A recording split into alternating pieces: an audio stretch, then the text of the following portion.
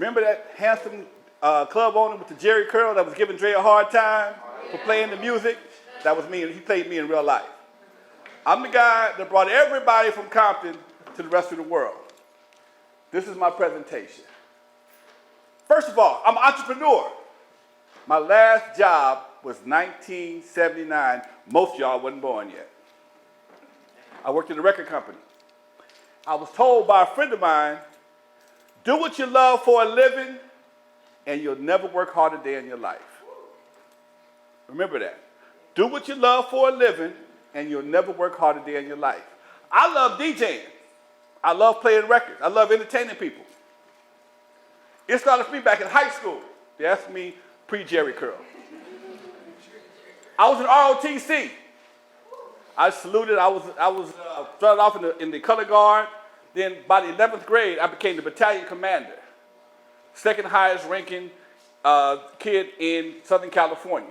But it taught me leadership. It taught me how to deal with people. And we had a lot of fun back then. I became a DJ in 1976, fresh out of high school. That's me having a good time because I enjoy what I do. Like I said, I love what I do, and I do it every day. I still do it today. I'll tell you about that in a few minutes. By the time I was 22 years old, I got tired of carrying records. I got tired of being up all night, huffing records back and forth in and out of my van. So I was able to get a nightclub at 22 years old. I had my own teen nightclub called Eve After Dark. Eve After Dark was right between Compton, LA, Watts, and Gardena. Not the best place in the world to open a club up, but we made it work. And that club right there changed hip-hop history forever. At one point in time, things started to change. Hip-hop came around, and I wanted to do something different. I'm always looking to do something different. One of my sayings is, you don't have to reinvent the wheel, just put some rims on it.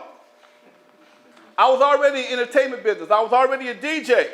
Hip-hop was coming around and starting to take root, and we needed somebody for the West Coast, so I formed my record company. I took my DJs.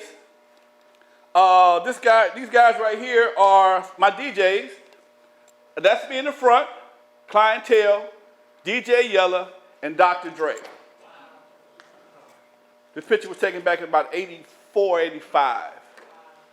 Remember in Straight Outta Compton, the movie, they had the purple marching jackets that Easy always teased us about? You guys look like you're going to the marching band. Well, Dre, that's not true. Dre loved that jacket. That jacket can get you in any nightclub. It can get you free food. It even kept him getting jumped on one time. I'll tell you that story a little later on. We have time. My first record was called Slice. I didn't have any investors. I never had any investors. I was very fortunate. My club was very successful at an early age, probably too successful for my own good. At 22 years old, I had a safe with $100,000 cash in it. Didn't know what to do with it, had no idea. I knew I couldn't leave because my girlfriend's brother was a burglar, and I wasn't going nowhere. He was not going to get my fortune. We did our first album called World Class, named after our group. And again, that's me, Black, DJ Clientele, DJ Yella with the lace glove on, and Dr. Dre, looking a little suspect. He hates that picture right there. He can't stand that picture. Because if you see this picture up close, he has on makeup. And it's real hard to be a tough guy wearing makeup. Eazy-E once licensed that picture from me, a picture like that, and from that same photo shoot, for like $2,000 when he was mad at Dre. When they did the Compton City G's, he paid me 2 racks to just license that picture. We'll tell you about that in a little while also. Before our album hit the stores good, CBS Records came and offered us a record deal. Gave us $100,000 for a record deal, our first record deal. The problem was with CBS for us, we weren't your typical rap group. We weren't the kind of guys that stood around there and grabbed our Johnsons and talked crazy. We had steps. We were like the Temptations. We were like Boys to Men. We had a show. They didn't know how to market us, so we didn't stay on the label that long. But again, there's Lonzo, Clientele at left, Shakespeare, and DJ Yella in what could be something out of Prince's closet. But that was a different time. And Dr. Dre in his famous red suit. Now, crazy part about it is, I still got his red suit. When you see it on eBay, bid on it for me, will you please? When opportunity knocks, open the door. Opportunity comes all the time, but if you don't answer the door, you can't take advantage of the opportunity. At one point in time, the record distributor that we were once signed to, Macola Records, got taken over by the mob, for real. Sopranos took over the record industry. We all left. That's another story in my book, okay? Oh yeah, I've been involved in some deep stuff. So we decided to open our own company. You see here a guy by the name of Rudy Pardee. I don't know how this thing works. There you go, Rudy Pardee, Egyptian Lover, myself, unknown DJ, and there's not a picture. I have one picture with this brother. We've been friends for 40 years. He never shows his face. Wow. He is definitely the unknown DJ. If you guys, anybody here are techno fans, this guy has made a lot of records in the techno industry, unknown DJ, Professor X, and a few other artists. But we formed our own record distributor. Record distribution was a lot different than it is back then than it is now. The first year, we grossed $1 million. $1 million. You ever heard the song called Supersonic by J.J. Fad? We were the first one to distribute that record. We later sold it to Ruthless Records. It became the first platinum record on Ruthless Records. Today, I do whatever I want. I left the club business. I DJ concerts. I have a podcast. I speak at colleges like I am today. I'm a prostate cancer survivor, so I'm also an advocate for prostate cancer. Y'all don't have to worry about that right now, but I'll see y'all in about 15 years, okay? And this is my nonprofit, the Lyrical Revolution. The Lyrical Revolution is a nonprofit that I founded about 10 years ago, but I didn't take it serious until the last 5 years because I realized that hip-hop has no real leadership. Hip-hop has no real leadership. When I first got into the game, all the leaders of that were considered leaders were in R&B. Disco had just fell off, and they thought hip-hop was going to be like disco. It ain't going to last no time. It's going to be just like disco, be here 2 years, be hot for a while. That was 44 years ago. So hip-hop is still here. My first name was Disco Lonzo. That's how serious I was about this disco thing. This is my book, straight out Not Without Alonzo. NWA, Not Without Alonzo. They saw this, they got mad. They forgot they gave it to me. They forgot they told me this a long time ago. They had an interview one time. Somebody says, what does NWA stand for? And they said N-words without Alonzo. They're trying to get back at me. So I just took it and put Not Without Alonzo and selling a book behind it. So yes, it's a different time, different era, but it's the same thing. Entrepreneurship is about creativity. It's about doing what you love if you can. Everybody can't do what they love. Most of you can, though. And it's about not being afraid to take charge of your own life. If I was scared, I wouldn't have done anything I was supposed to do. Because I never wanted to be a nightclub owner. That was not my intention. My intention was to be a park DJ. That's all I wanted to be. At 14 years old, they used to have dances every Friday or Saturday night at the local park. And I went to the park one night, and the park, the little rec room was packed. And the DJ from the radio station had everybody doing saying all these different words, they throwing their hands in the air and having a good time. I thought that was the best thing in the world to do. But because he was from a radio station, I thought you had to go to a radio station to work for a station to come work at the park. I got lucky, 12th grade, Gardena High School. I got a scholarship to go to broadcast school. But I had one problem. I had what they call a tied tongue. I couldn't speak worth a darn. But I wanted to do this so bad, I took speech classes. And if you upset me right now, the tied tongueness will come back. Okay? But I wanted it. So if you want it, you got to go take it. Nobody's going to give it to you. They don't pass out opportunities just like they pass out flyers to a party. That's not how it's done. So that's just what I do. I never thought I'd write a book. I'm not an avid reader. I read manuals. I read things from time to time. Whoever thought that Lonzo would write a book? But at some point in time, people kept telling me, hey man, you ought to write a book, you ought to write a book, you ought to write a book. And I did. Best thing I ever did. Best thing I ever did. Now I do a podcast because I like talking more than I like writing. And that's the story. That's why I'm the godfather of West Coast hip hop. Anybody have any questions? Don't be nervous. Don't be scared. Yes, dear. So where's your podcast located? Is it here in California or do you go? You know what? Remember that club you saw, the studio you saw, Eazy-E and Straight Outta Compton? And you saw Eazy-E, he couldn't rap a gift. And they ran everybody out of the studio. That studio was in my house. I still own that house today. I'm a pretty consistent kind of guy. So I took that studio, I broke it up into 3 sections. One section is for recording music, another is for video, another for podcasts. And I do my podcast out of my house to answer your question. So consistency is everything. Yes? How did you actually get started with your podcast? Because I heard of You know, I've done 100, maybe 200 podcasts, and I realized at some point in time, there's some money in podcasting. I didn't realize that. I took a class. Somebody said, hey, man, we're having a class over here at this building on 2 Wednesday nights. You want to come by and take a social media class? Yeah. And I'm on Facebook. I'm on Instagram. But I didn't understand why I kept seeing these little ads all the time. Right. And I couldn't understand why I had to wait for 5 seconds to see something, click it. And I didn't understand how it was going. So I took the class.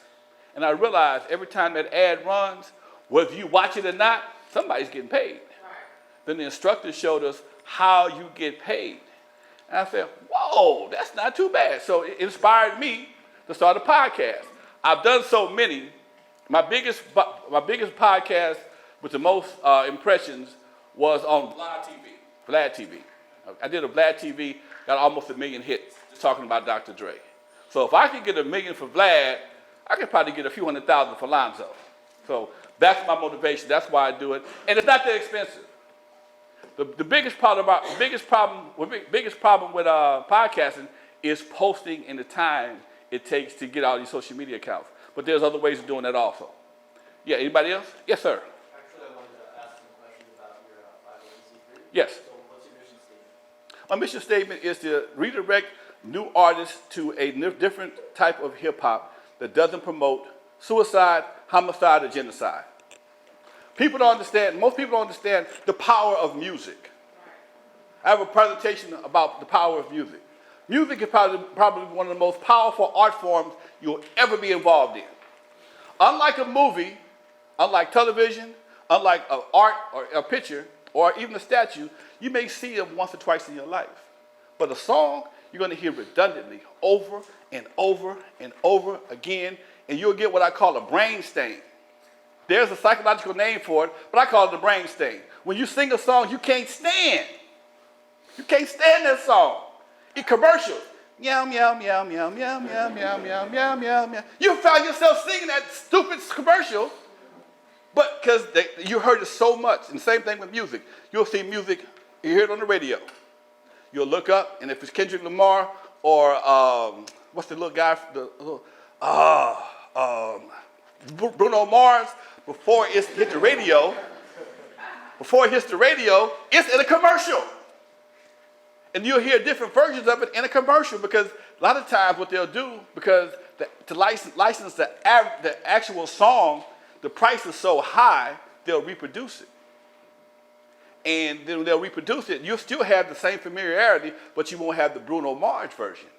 And because you don't have the Bruno Mars version, they save a lot of money on licensing fees. So yes, you have a song that is being played over and over again. You'll see them in movies. See, one thing about music, unlike any other art form, it sets the soundtrack for an event, a day, or whatever the case may be. You can get married or have a birthday party, and you know those songs for your birthday party when you was 12, 13 years old. When you get married, I want this song, all the women, I want this song played at my wedding. And you know you have certain songs. Okay? As a DJ, I've played At Last by Etta James, at least 1,000 songs. That's always a song they want to come out on. There's new songs now, but for the most part, for a long time, that was the song. When you want to make people feel good, I put on Frankie Beverly and Mays before I let go. Anybody's going to start feeling good. If you want people to feel good today, you put on Happy by Pharrell. How many people go to church? All right. You go to a funeral, what's the music sound like? All somber, all depressing. Well, when it comes on Sunday, the same church, same preacher, when it's time to lift the offering, they start clapping. They start clapping. They want you to, hey, feel good, here your money go. So you have to understand the power of music, and once you understand the power of music, you understand as an artist, you have control, you have like a lot of control over people's actions. As a club owner and a DJ, understand me, I've owned 6 nightclubs. I was the chief DJ at all my nightclubs except for Dudos. I learned at one point in time, you can't play gangster rap past 1 o'clock. If you play gangster rap past 1 o'clock, it's going to be a fight in the parking lot. It's going to be a fight in the parking lot. I don't care what you do. If you play gangster rap, it's 2 elements you're dealing with now. You're dealing with the intensity of gangster rap, because gangster rap is very aggressive. And at 1:15, it's last call. Okay? And everybody's trying to get that last shot of whatever they drink before they hit the parking lot. They get their last 15 minutes of partying in, and they feeling pretty good, and they all pumped up, and somebody steps on somebody's shoe. Next thing you know, you call the police. Okay? Ask me how I know. All right? So I learned at a certain time, you cut the liquor off, you cut the gangster rap off, and you can go home without having to call the police. These are things you have to learn over experience. Any other questions? Yes? Well, where do you want Ice Cube this NWA? What's my relationship with NWA? No, I said, where do you want Ice Cube this NWA? Where was I? Laughing. At home laughing. I was having a ball. When Ice Cube dissed NWA, and there's two parts to that question. I thought it was one of the greatest diss records of all time, first of all. He was very clever with everything he said. But that same record, I use it as an example to show you how people are willing to catch a case to support an artist. One night at one of my clubs, I was playing No Vaseline by Ice Cube. People were partying. It's a great dance record. It was made from a great dance record. And a guy walked over to me while I'm DJing and tells me, hey man, he's a hood brother. Hey man, take it off right now. I got my headphones on. I'm like, what? Say what? And I take it off right now. Woo, woo, woo. I'm like, what you talking about? So finally, I took the headphones. Can I help you, bro? He says, take that off, man. He dissing my people. What people are you talking about? He was supposed to be friends with Dre, and Cube is dissing Dre, and he's upset with me for playing Cube's record. The level of ignorance is surprising, but it's real. And I'm like, huh? And I kept talking to him the whole time while the record is playing, trying to get him to understand what's going on. I'm not going to stop and pull this record off for you. And when it finally went off, I took it off. Oh, right, good, because they're my people, and I don't appreciate that. And I'm like, wow, he was really upset with me for playing the record. So once you understand the power of music, because when NWA split up, you had 2 facets. You actually had 3 facets. You had the Eazy-E facet, you had the Drake facet, and the Cube facet. Okay? Each one of those camps had their loyal followers.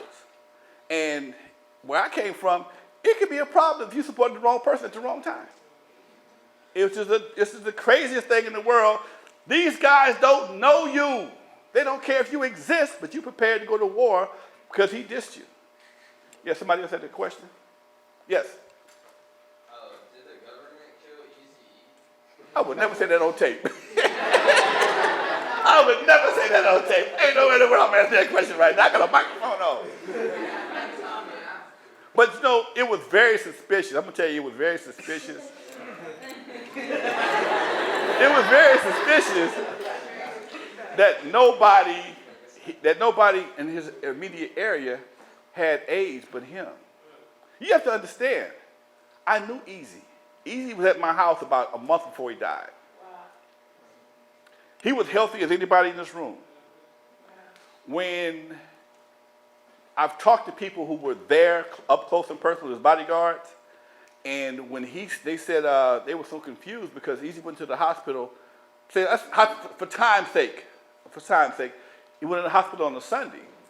He called him Tuesday. Hey man, let's hang out for a while. He said, I found out I got a disease, and let's play cards. I can beat it. It's early enough. Same guy said he went back 3-4 days later. He's under an oxygen tank on life support. The guy said he brought a deck of cards. They played blackjack all the time. And he's like, next thing you know, there's a preacher and a lawyer. And I'm like, what are you guys doing? And he gets married on his deathbed. They didn't show you that straight out of Compton. He got married on his deathbed. Yeah. He didn't get, they don't show you certain things. They don't show you straight out of Compton. Easy was not as broke as they claim he was straight out of Compton. He was not bagging up weed trying to pay his house note. That's not going to happen. His house note was probably about 5 or 6 G's. He wasn't bagging up weed to pay his house note. So he wasn't married to that lady until after? Not until he got to the hospital. He went in single, came out married. Married and dead. Anyway. Anybody else? Yes. Well, I have a question because I've listened since the beginning of rap, and I've noticed that, we've seen, I don't know, it's been about 10, 15 years that went from West Coast rap, and then all of a sudden the Southern rap kind of like took over, it seemed like. And I kind of wonder how did that happen? Because we had such an influence here, and it just seemed to kind of shift. The shift in music marketing comes from a few different places. One, it's the natural progression. At one point in time, before hip hop was popular, Ohio was where everybody came from. New York is the center of all record companies. At some point in time, California came into light. New York started hip hop. It jumped all the way over, came to the West Coast, and then it kind of went backwards from there. St. Louis had its run with Nelly. When Master P came out with his song, Mr. Ice Cream Man, which is basically my song, Turn Off the Lights. If you listen to it again, it's my sample in there. I own the publishing and half the rights for that song, and it was his first hit song. And every time you do something good, you inspire somebody else to do something. Every time you do something, especially if you do it good, you make it look easy. Right. How many people want to play basketball because they watch Michael Jordan fly through the sky? You can't fly, but you're going to try. I tell you what, if you can't fly, you'll buy his shoes and hope you learn how to fly. Okay? Same thing with me. I didn't play golf till Tiger Woods started playing. I had no interest in golf whatsoever till Tiger Woods started playing. Okay? I'm not a football player. Now football hurt. So once you start doing something, and at the risk of sounding crazy, a little egotistical, I made it look easy back in the day. But what they didn't understand is my last job was at a record company, so I sold records over the phone to all the record stores. So I had a list of all the record stores. But my voice is very recognizable. People knew me from my voice before they knew my face. So I walked in to sell my records. I started talking, oh, you got the guy from Record Shack? Yeah. So I created an underground network between all the independent record stores and the swap meets. So if anybody wanted to be in the record business from Compton, they had to come to Lonzo. Because I was a club promoter, I had a relationship with the radio station K-Day. So when I went from buying advertising from my club to actually making records to get them played, I had those relationships, and they gave me an opportunity, and because I was spending money already. So when you have that kind of situation going on, it just makes it that much better, easier to work with. It's all about relationships. It's all about connections, about who you know and who knows you. Okay? In here right now, do we have any artists in here? Don't be ashamed to be an artist. If you're an artist, you cannot be bashful. The artist, we have anybody want to be in law. So you're going to manage yourself and sue everybody too, right? We got any lawyers? Anyone want to be lawyers? Any law? Business people? Okay. Graphic designers? This is your team right here. Your team starts right here. All y'all are hungry. All y'all looking to get started in something. You want hungry people around you. Not broke people, not starving people, but hungry people. You don't want starving people. Okay, but you want hungry people, somebody that can motivate you, somebody that has the same motivation that you have. And once you start doing what you do, you'll be surprised who's willing to volunteer to help you. You got to be in motion first. You can't talk about what you want to do. Nobody can see your dreams but you. When you close your eyes at night and you have dreams of driving this whatever or living wherever, nobody can see that but you. So in order for people to see your dreams, you have to put your dreams into motion and let people see what you're capable of doing. And if they say, you know what, that's a good idea, let's try this right. Perfect example. I got to give somebody a shout out right quick. Judy Fox. I love doing PowerPoint presentations, but I'm basic. Grab a picture, put some words on it, grab a picture, next. Judy added all the color to this right here. She saw what I was capable of doing, but she took her skills and added it to it, made it blow up. So once you show people what you're capable of doing, oh man, that's good, but check this out. Oh, okay. So now you got a team. All right. Next, anybody got more questions? Yes, Judy. Okay. I noticed there's a nice age range of people here, and being an entrepreneur is a risk. Yes. But you were young and had parents once upon a time, so a lot of times too, parents have their influence on what they want you to do. So can you kind of talk about your experience of when you were starting to emerge as an entrepreneur? Let me take a drink right quick. Well, yes, like everybody else, I had two parents. One of them died when I was 19. My mother died when I was 19. Whew. When I was in high school, I had my girlfriend was pregnant. Now, talking about pressure. I'm in Gardena High School, new school, I went to Centennial first in Compton, go to a new school in Gardena. First week of school, guess what? I'm pregnant. Oh, Lord have mercy. By the time I hit graduation time, one semester before graduation, I get called to the counselor's office. Mr. Williams, we realized you failed typing in the 10th grade, so you're short 5 credits. God, dog. Now, I'm also the oldest in my family, so I'm the first one to graduate of the kids. Everybody's talking about me graduating. But I'm also got the other subject about got a girl pregnant. My daddy's like, what you gonna do? What you gonna do? My daddy's he was a no nonsense guy. What you gonna do? Now, here's the problem for me. I got through I made it to class, got the extra credits, so I'm graduating. My birthday is in June. My daughter, between going to practice for walking, I have to leave and go take her mom to the doctor. The day before I graduated, she was born. I turned 18 5 days later. Talking about a brother stressed out. My dad worked for Caltrans on the freeways. Get you a good job working for Caltrans. You take care of your baby. You can live in your mama's house. And I'm like, that's cool, but that ain't what I really want to do. But because my dad was my number one influence, I had to go and try to work for Caltrans. I did the job. I worked for Caltrans during the summertime, right here on the 605, in fact. On the 605. And in the morning, the traffic is rough on the 605.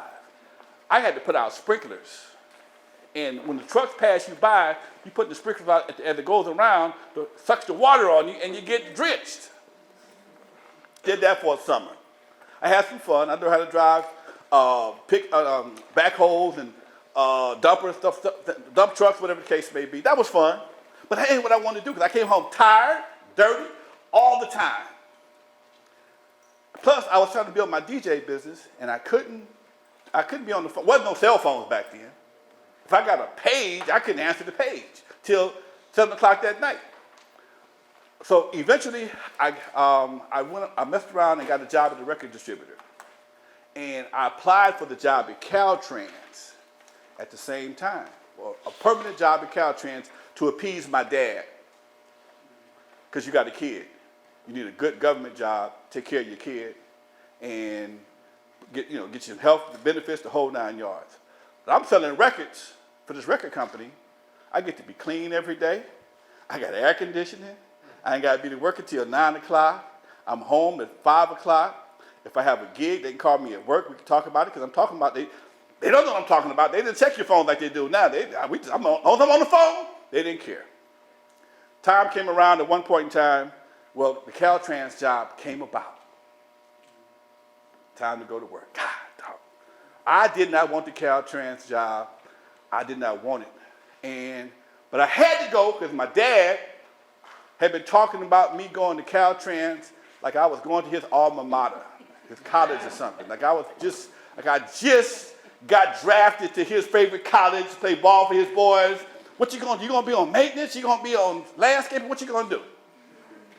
I'm gonna be maintenance. So anyway, make a long story short, I drugged my behind down to Caltrans right there at the 605 and the 91. It's a yard right there, still there. And Friday morning, and on there this big, huge board with all these papers in it. This was not the digital age yet. Everything was still paper. And he had to grab a paper from each one of these slots, and I had to sign my name. They gave me my uniform, my helmet, had the white helmet, the orange shirt, the orange vest, the whole 9 yards. And I'm dreading going out there. I said, God, give me one sign. Give me one sign, and I'm out of here. And the last piece of paper he went to grab for, it was empty. It was the insurance paper. And he says, oh, I'm sorry, little money maker. That's what they call me, little money maker. You got to start Monday. No, I won't. I left. I said, thank you, that's all I needed. I left. I went back to my job at the Record Shack. I said, is my job still available? He said, yeah, if you want it. I said, cool. I took it. Now, it's Friday. I got to tell my dad I didn't take the job at Caltrans. Woo! I didn't tell it till Sunday night. Yeah, it was really crazy. His buddies were coming by the house all the time. They was drinking and celebrating. Yeah, you gonna be over there with so and so? That's my buddy. I trained him. No, not really. they don't know yet. All his buddies left. I'm sitting in the house, just me and my dad. And I said, hey, he says, you better go home, man, because you got to go to work tomorrow. No, I don't. You gonna be late? No, I ain't. What you mean? I'm not taking that job. Ooh. Understand this, folks. I'm my dad's oldest son. He called me champ all his life. I was his #1 son. These are all the names. I was going to follow in his footsteps. And I jumped out of his shoes. I got called some names that night. I can't say in front of y'all, okay? It started with stupid, ignorant. I trained you all this right here, and you're going to do this right here. They're going to fire you in 6 months. And I told him, man, I got to do what I want to do. I don't want the job. And, I left his house feeling about that big. I left there crying. My old man never spanked me or nothing like that. Never. But he had a mental thing on me that was so cold that he didn't have to spank me. I was a decent kid. I left there, went to work that morning at the other job. And another thing happened that was really crazy. My buddy, who I got him the job, he was gone. They gave me his desk, his call sheet, his phone, everything. He calls me up, man, you got me fired. How did I get you fired? So my buddy mad at me. My buddy mad, my daddy mad, and I really ain't no salesperson, but I'm gonna figure this out. Make a long story short, like my daddy said, 6 months later they fired me. I was out of a job, okay? Now, understand why I was out of a job, though. Because I was building my DJ business. I'm DJing on the weekends. I'm getting 100, 150 a gig, sometimes 60 a gig, depending on what it was. But I was doing it Friday, Saturday, and Sunday. Friday, Saturday, and Sunday. On a good weekend, I could make $450. My 5 days a week at the record company, I brought home $166. I don't need a calculator to figure out I need to be doing something else.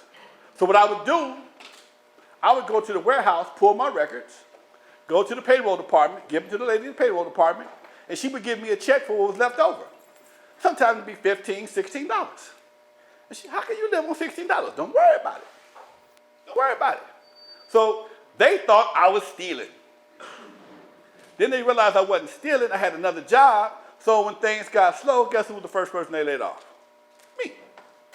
They told me, oh, Mr. Williams, we understand you have another outside business interest. I'm sorry, we got to let you go. Okay, okay, I'm gone. They gave me my check. Back then, they gave you, it held the check in the hole. Another check, vacation. I got about $500. Went to my dad's house. He still was mad at me, but he still had my back. And told him what happened. He gloated. I told you they was going to fire you. I told you they was going to fire you. But what he did, though, he also knew I was doing my thing with DJing. He loaned me some money to buy another turntable. And he took me to his friend. And that's how I got to Eve After Dark. He hooked me up with the guy, his buddy, who had just built a second floor to his nightclub below. He had a banquet hall on top of his nightclub, and that was where the Eve After Dark was found at. And he told me this, I'm going to tell you, like anybody, like he told me, I can get you in, but I can't keep you in. If you hook him up with something, it's not your job to keep him in. It's his job to stay there. If I introduce you to him, it's y'all have to make the relationship. It's not my job. I made the connection. Okay? So my dad made the connection. They hovered over me for about 4 or 5 months till I had a good idea what I was doing. They let me go. And I just left the club in March of this year after 40 years. 39 years and 9 months. In fact, if I had stayed to the whole 40 years, it would have been June 22nd, not 2019, it would have been exactly 40 years and I opened the club up. Wow. So relationships. Not texting, not text relationships, not Facebook friends, not Instagram friends, eye-to-eye contact, somebody know what you're going to do. My buddy said something yesterday that rang out with me. He said, everybody wants to be real. Everybody wants to be real. But you have to realize this. Realize everyone ain't loyal. Realize everyone ain't loyal. Okay? That's just some real talk from the streets of Compton. Okay? And once you understand that, you always keep a little something to yourself. All right? How we looking on time? Oh, we got plenty of time. We got some more questions. Yes?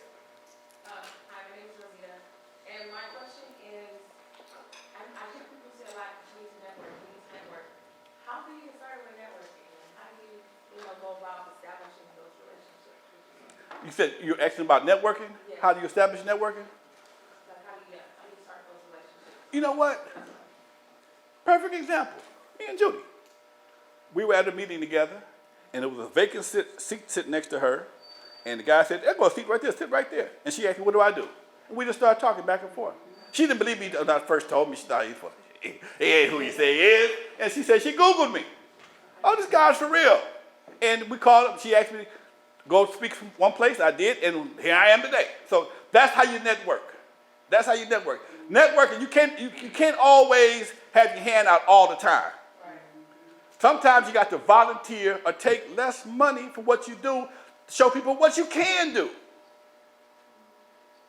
That's why I say, Go with people that are hungry, not ones that are broke. Okay? Go with the hungry, not the broke. Okay? If me and Dre and them used to share pastrami sandwiches. There's a spot not far from my house. We would get one pastrami sandwich and cut it up into 4 pieces, get 4 sodas. Get 4 sodas, and that's what we ate. Or a bucket of chicken, an 8-piece. Everybody had 2. I got the big piece though. I bought it. Yes, you got a question? I was just wondering if you were talking about how, like if you were good at one thing and then someone else brought something to you that was like, oh, I could vamp this or I can make it better. But then like, have you ever experienced where someone was like, oh, I like what he has going, but then like tried to play you on that? Oh yeah. Like, how do you tighten up your circle and do that with gifts and all that? You know, sometimes it takes a little time to figure out people's motivation for helping you. And when you're dealing with that, because a lot of times, if you listen to people, they'll tell you eventually. If you listen long enough, you got to be listening. You have to be listening to hear where they're coming from. And when they try to play you sometimes, I give them one. Oh, gotta go. Okay? And depending on who it is, he might get 2, because sometimes it can be a misunderstanding. And that's why I say texting is not the way to communicate. Because autocorrect will get you in trouble. When you want to communicate, if there's an issue, don't text it. Talk to the person. Feel what they're saying. Now, you hear what I said? Feel what they're saying. Not just hear. Feel what they're saying so that you can really evaluate what their intentions are, because it could be a simple misunderstanding. And a lot of times, at the club, being in the club, I've seen guys break out into fights because nobody wanted to back down. What's up, man? What's up with you? What's up with you? What you want to do? What you want to do? Come on. What? Are y'all ready for the fight? Yes. I've seen it happen too many times. Women, oh, y'all got it worse. She thinks she cute. I am. Don't be cute in the bathroom. I got to go sit my female guard in the bathroom. I've seen, simple. It don't make no sense. Somebody else had a question? Yes. Being an entrepreneur, it means taking risks. And so you had a child when you were very young. Yes. Did you ever experience a time where you were financially not stable? Heck yeah! How did you overcome that? She asked however, hit a time that I was financially unstable. Yes. But you know who I went to? I went right here. Figure out what your assets are. Don't worry about what you don't have. What do you have? What do you have? You asked me about my podcast studio. I was thinking about that after I left the club. What am I going to do? I got this big old room back here. I got a bunch of cables. I got lights. I have a computer. I paid my cable bill this month. I'm good with Spectrum. So I can go online. Because when I would do all these podcasts, some of these guys had real elaborate studios, and some of them just had a laptop with a microphone on it. And some of the ones with laptops and microphones had more followers than the ones with the elaborate studios. But when I found out the difference in the two, the ones with the elaborate microphones, they were hungry and they were consistent.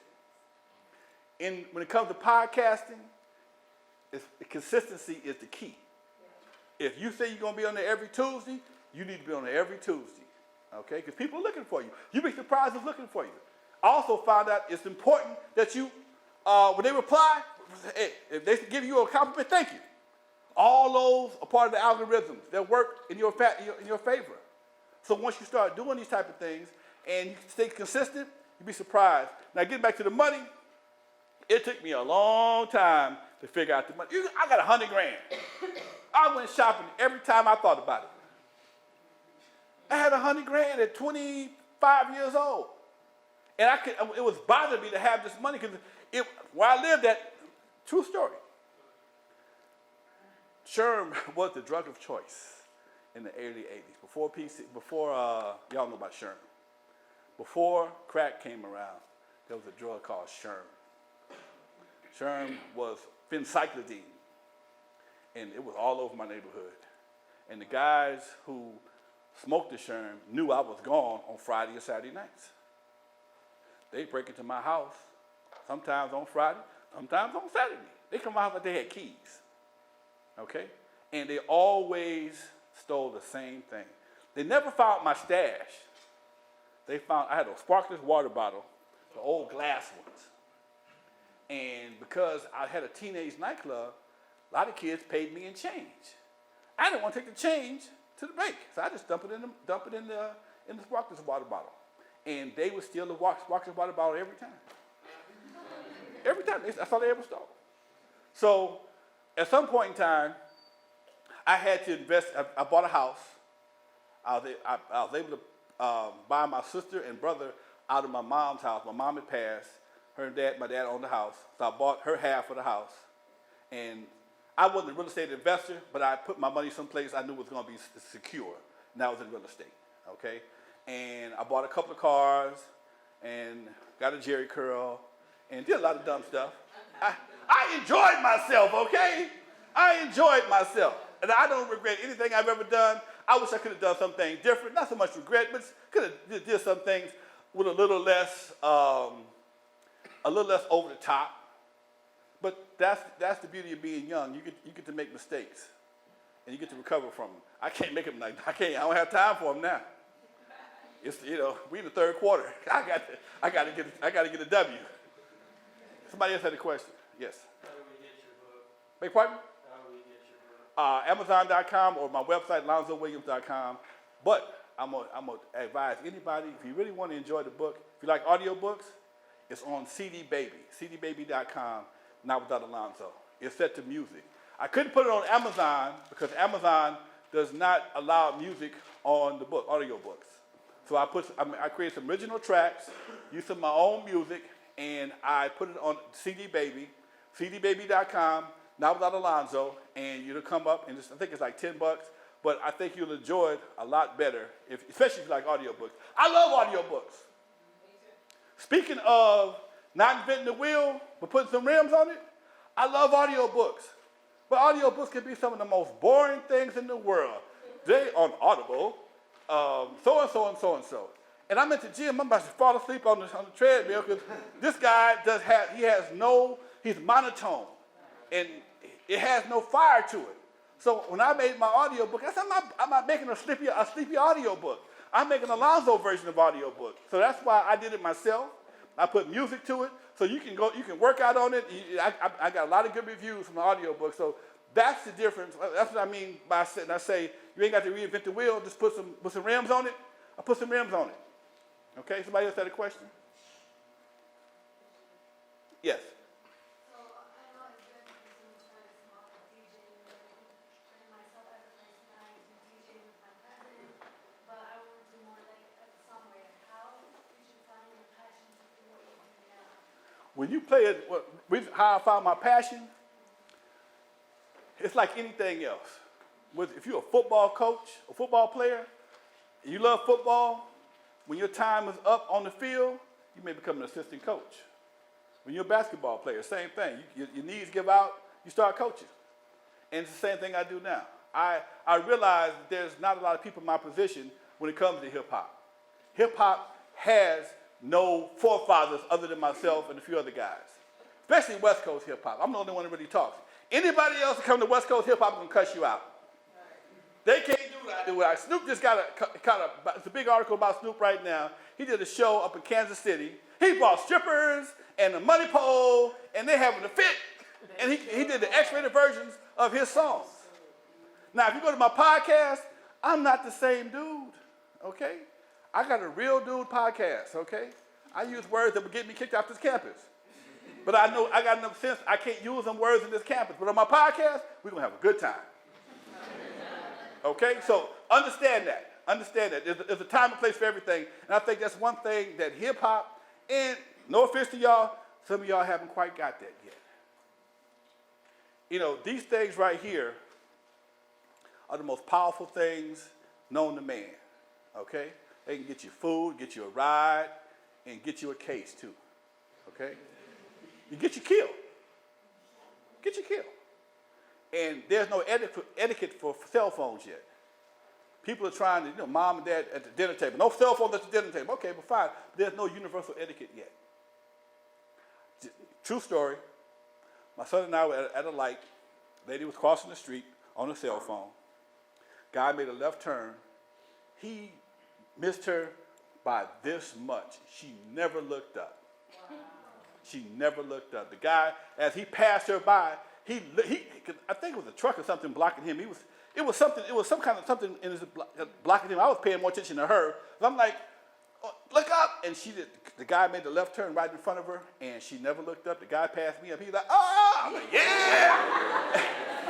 And she could have got killed and never know why she was dead. Just wake up one day, hey, what happened? I was on Facebook. So these things right here, if used properly, can make you a lot of money. I know I got some app designers in here. I know I have some creative people in here. If used properly, you can be an entrepreneur right from this phone right here. But you have to be on the right programs. You can't be playing Fortnite and expect to get no money, okay? Notice we got some professional gamers in here. Professional gamers? Ooh, okay, good. All right. Yes. Can I ask you one more question? Yeah. I love to inspire people and I love music and all that stuff. But I was wondering, like, how would you get started with like motivational speaking and what you're doing now? Because I think that's a great thing to be able to speak to people about your life. Start talking. First thing I did, I joined Toastmasters. I joined Toastmasters. Toastmasters has helped me to do this confidently. It costs you about $45 every 6 months. You may have a class on campus. I don't know. But a lot of colleges have Toastmasters classes. And once you learn, get the confidence up and tell a story that you feel confident with. If you ask me about engineering, I'm going to have to sit down. But you're talking about hip hop, I got you all day long. Okay? So find something that you're passionate about. Because the passion is probably the most important part of public speaking. If you really feel passionate about what you're talking about, you can go on and on and on, not be boring, not be redundant. And that's very important when you're talking to people, keeping people's attention. Okay? Toastmasters, start right there. Yes, sir. Ma'am, I'm sorry. Does it also count like also with music, the same thing as she does? Say it a little bit louder. Does it also count as also with music and making music, doing music as well? Start doing music. Start doing it. Look, I'm like Nike. Just do it. Just do it. Just do it. You'll never, all that trying to figure out, is the water too hot? Is it too cold? Jump in the pool. You figure out if it's cold or not. It might not, you jump in the pool, thought it was cold, you got in the pool, that's warm, okay? It ain't that cold. So when you do it, don't wait about it, don't talk about it. If you talk about it to the wrong people, they're going to discourage you. If you talk about it to the wrong people, they're not going to tell you what you want to hear. If you wait for somebody to co-sign you in the very beginning, could you imagine a skinny kid with a lisp want to be a DJ? He can't play no instruments, be the Godfather of West Coast hip hop. People that I knew me from elementary school, like, you did that? That's you? Yeah. No. Yeah, that's me. What about it? What about it? Oh man, I didn't know. No, you didn't, because you didn't think I could. So when you talk to the wrong people, expect them to throw water on your flame. Then leave them alone, though. But you know now, leave them alone. Go someplace else. Find you some more support. Because the person that you may least think would give you your support, be the biggest supporter. I didn't know Judy was going to support me on this. I had no idea. We just sitting there talking. I said, who is she from? Oh, I said, okay, cool. Whatever. And here we are today. You don't know. If you knew, you'd have a crystal ball, or you had lottery tickets, you wouldn't be in class. You don't know. So you got to try every door, turn every door, every chance you go to the door, when the opportunity knocks, who is it? Okay? See who it is. It might be Ed McMahon with that big ass check, big check. Yes, dear. So I have a nephew, and he is an aspiring writer. He just told me and my fiance that she wants to go full time, like into music, dive into it, even like go to college if he needs to for it. The only thing is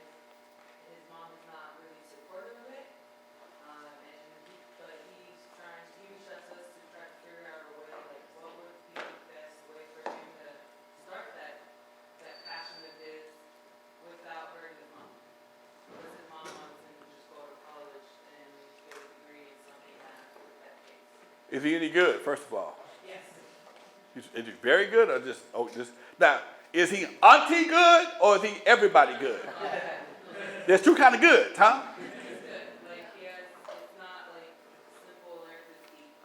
How old is he? He is 16, 17. So he's still in high school. Yes. Right now, find him a buddy that can do videos for him. Okay. Get him on YouTube, get him on Spotify, get him on the various platforms for music, and see what kind of following he can get. In a year or so, and I'm not saying just give it a year and abandon it, but see what kind of traction. Tell him he got to get some kind of traction. Because right now, kids is coming out the womb singing and rapping, okay? Bottle in one hand, mic in the other. So he got to start as soon as he possibly can. Okay? Somebody else had a question. Yes. I'm sorry. Actually, I just want to touch up on your actual business. So you said you have a podcast, and you still you're nonprofit. You said your goals are trying to maybe create maybe a more clean or more Meaning. or develop a sort of leadership role within the hip hop community. Yes. But what else would you do with your nonprofit as far as like the community goes, or is it just so focused on the direction of music? Like I said before, I'm a prostate cancer survivor. I'm always volunteering for the American Cancer Society. I just did an event with them on Tuesday. What else do I do? I also work with the County of Los Angeles Probation Department. I do so much I forget sometimes. Thank you for reminding me. I do the same. What I'm doing right now, I work with probationers. A lot of guys come out of jail. They got felonies. They might not be able to get a job at the bank. So I give them ideas on how to establish themselves and become an entrepreneur. It takes a little time, but you got to be consistent. Like the key word here today is consistent. If you over here one day, I'm gonna be a baseball player, be a football player, be a rapper, be a model. No, you ain't that cute anyway. So be consistent in wherever you are. Think big. If you think big enough and you don't achieve where you want, if you fall down here, you're all right. You're all right. Okay? Next big thing is don't get caught up in the fads. Fads will kill you. How many of you got them $1,100 iPhones? Smart kids. Smart students, okay? Corporate America keeps you spending your money.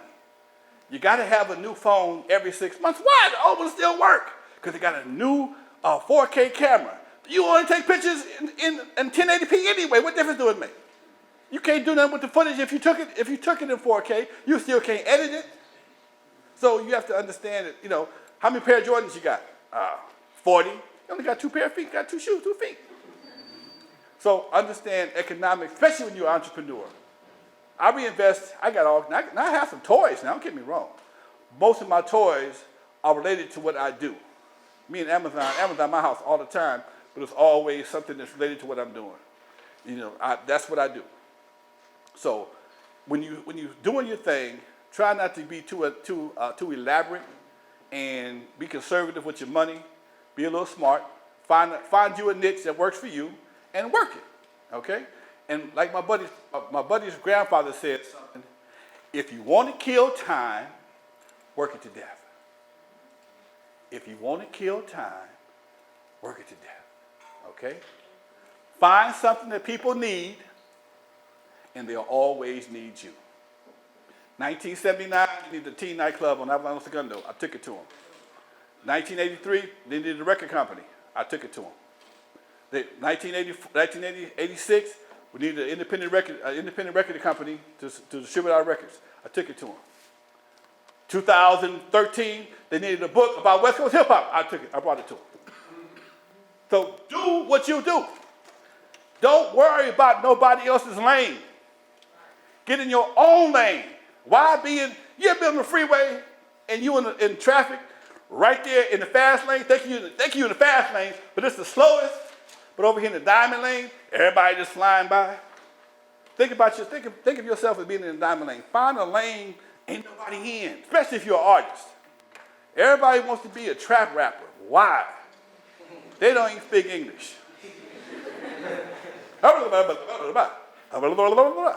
At some point in time, tattoos on your face is going to be out of style. Okay? You don't have to be a gangbanger to be a rapper. Tekashi 69. You don't have to be a gangbanger. You got rappers that are retroactively joining gangs after they made money. Talking about a special kind of stupid. Is there a class anywhere at Cerritos to teach that kind of stupid? You have to take a class in stupidity to want to be a rapper, a gang member, after you are already a millionaire. But they do it all. Chris Brown did it. Chris Brown was on his way to be the next Michael Jackson. He got tatted up. He was in Tyler Perry movies. Now he went and got tatted up. Now he claiming to be a blood. Now you don't see him nowhere but on TMZ. You only see him on TMZ. Tekashi 69, he wasn't even trying to be a rapper. He was selling insurance. Oh, you're a good-looking dude. You can be a rapper. You think so? Yeah, come on in. Start drawing on his face, mouth like he eating chiclets, hair look like he got a doll wig on, and it became a blood. And these guys, anybody follow this story? This guy was making $250,000 per show, and they were giving him 30. Giving this guy 30 grand out of $250,000. But he thought they were his buddies. Now he's on trial, telling on everybody. Everybody. After they kidnapped him, they slept with his girlfriend. All these things happened, and what's really crazy, people think there's supposed to be some loyalty to these guys. That's another subject. I don't want to get in there. We don't tape. Anyway, yes. We probably just have time for one or two more questions. Okay. How you want to do the book? Maybe you have some three questions. You may know the answer, may win a book, which Alonzo will autograph for you. Okay. I need some help. That one right there. Let's see. I wonder if this right here can give us any.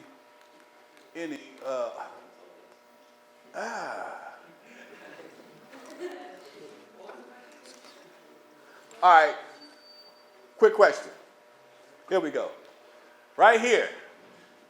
Here we are. Jerry curl. Ultra wave. Jerry curl.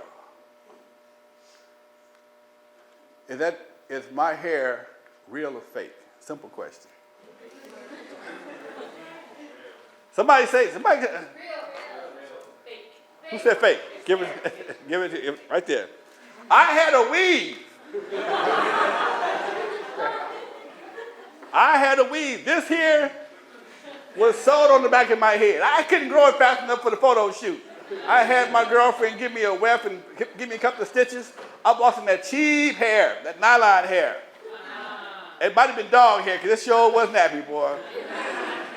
And I did it for the photo shoot. I tried to keep it in for a while, but it looked good.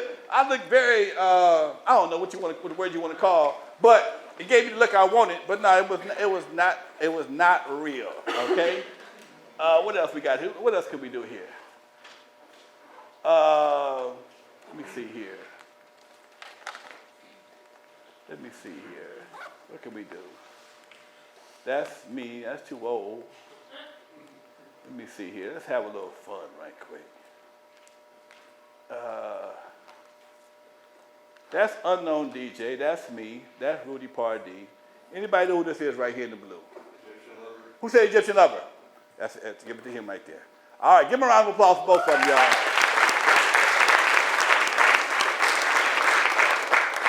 All right. We got time for a couple more questions. Anybody else? Yes, sir. Just one more quick question. So, you were talking about there was a class that you took that helped you with the podcast. Yes. And would that class help you with doing YouTube? Yeah. It's all the same thing. All the same thing. It actually right now it's online. It's if you, I give you my email, my number. You give me a call. I give you the information. I don't know it offhand, but it's every Wednesday from 6 from 5:30 to 7:30. It's online, and they have a location in LA as well. So they do it live as well. Anybody else? Yes, sir. What's the biggest pro? What's the biggest con of an independent record? The biggest pro, you make all the money. Biggest con, the artist always mad at you. You'll never hear an artist say how much they love their record company, because the record business is not designed for love. It's called the record business. The record business, entertainment business. So while you singing and dancing, somebody else is taking care of the business. And if you don't learn the business, you're going to be singing and dancing for the rest of your life with no money. Okay? So you have to understand the business part. The business part can be probably the most, because as a company, you have to put safeguards in the contract to keep you solvent. Okay? And back then, we had to do what they call reserve. We had to hold so much money back from the artist. You release it after a certain point in time. Then you got returns. You had physical product. The records would come back to the warehouse, so you got to pay for the manufacturing, even though they sit in the warehouse. You thought you was going to sell them, they didn't sell. So those type of things were the drawbacks. But over time, once you understood the game, you were able to sell those records. Again, they already paid for, and it gave me a catalog that I didn't know I had coming. So it's just a matter of what part are you going to be? Because I was one of those rare dudes that actually did both sides, the music and the business. But most cats, not saying I'm a genius, but it could be a little strenuous. Okay? One more. Yes. My question is, when I know that you said something about like building a team. Do you have any tips on how to get your team started or how to build a team? Start doing what you're going to do. And so ask somebody come with you, hey man, what you doing, girl? Come on, come ride with me. Now, she may say, okay, good. Then she may help you and start doing stuff for you. As y'all roll around, you give her a little something if you're making money. If you're not, take her to eat, okay? Just show her some love, and y'all can build a team like that. My cousin rode me till he died. That's what he did. We got a gig, yeah, man. He just loved to hang out and watch me DJ because he knew if we were DJing, he was going to be some girls around. So that was his pay, okay? Yes. Omi? Yeah. So how do you stay balanced and organized, especially doing so many different projects, or when you were like working the 2 jobs and everything? This right here. This is my secretary, my best friend. I love her to death. Without her, I can't function. And habit. As soon as somebody gives me an appointment, I stop what I'm doing, put it right now. As soon as you tell me something, you want me someplace, I put it in now and put a reminder on it. All my bills are here, so my credit is good because I ain't missed no payments. So you use these things to your advantage. That's what I do. Yes. Knowing everything you know now, what game would you teach yourself about the game? What game would I teach myself about the game? Buy more real estate and diversify. Because back then, diversification was not a big deal for us. Okay, Prince never had a clothing deal. You know, Michael Jackson didn't have it. He had no kind of deals. But now everybody got a shoe deal or clothing deal, a cologne deal, perfume deal. So the diversification, and that's what I'm doing right now. Same thing here. I'm working on a comic book. I have my book out. I have a comic book out. So all these things I'm doing to diversify, because as a person, as an entrepreneur, you have to have multiple streams of income. If you have one stream of income, you're probably looking to be at the discretion of wherever that money comes from. As an entrepreneur, I do speaking engagements, I get royalties, I do my job with the county, my little business with the county. I DJ on the weekends because I still love it. I don't do it every night, but I still love it. So you have to have multiple streams of income. Okay? Anybody? That's it? Why don't we give him a hand? Thank you, folks.